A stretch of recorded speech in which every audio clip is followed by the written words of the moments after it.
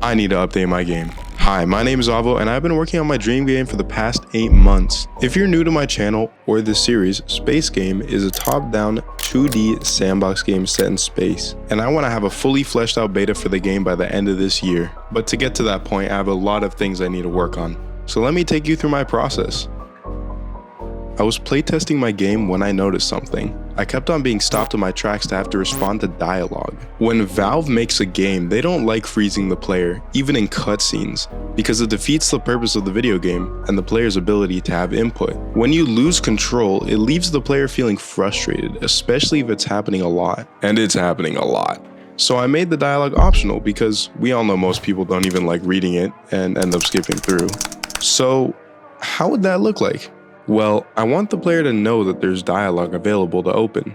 So having some sort of message pop-up would be nice. And maybe if you get multiple dialogues at once, maybe a drawer to keep them in. But there are some dialogue options that are precursors to attack. Like if you destroy a federal ship, it'll spawn police unless you pay. Maybe those dialogue options could have timers, and if those timers run out, it'll automatically choose an option. Well, now that we have an idea of what this would look like, let's implement it.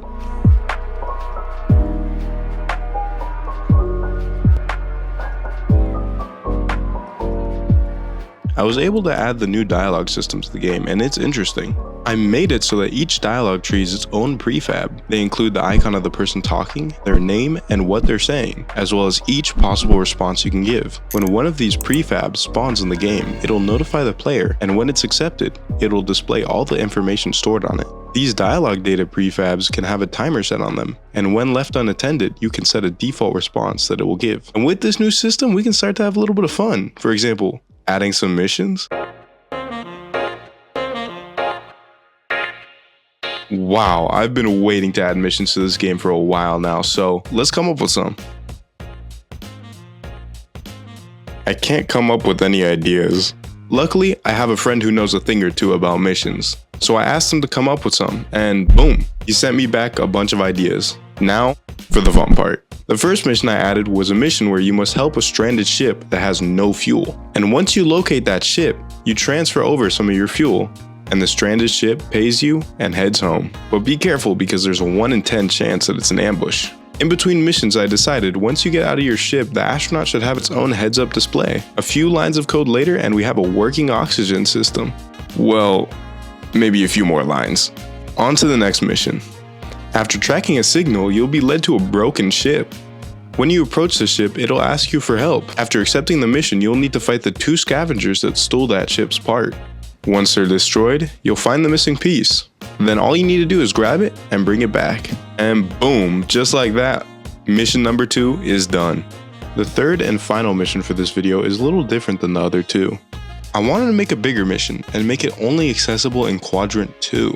The way I have the game coded, it is rendered in chunks, only loading the ones closest to the player.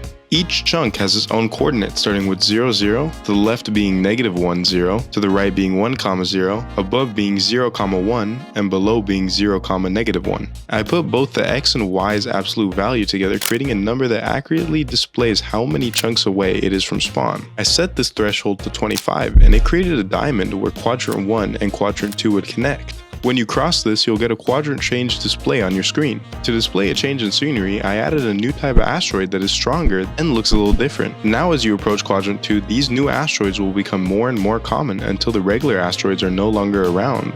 As I update the game, I'll have a more clear distinction between the 2 locations, but at the moment, I'll just have location-specific missions in Quadrant 2. So with that taken care of, let's make this mission.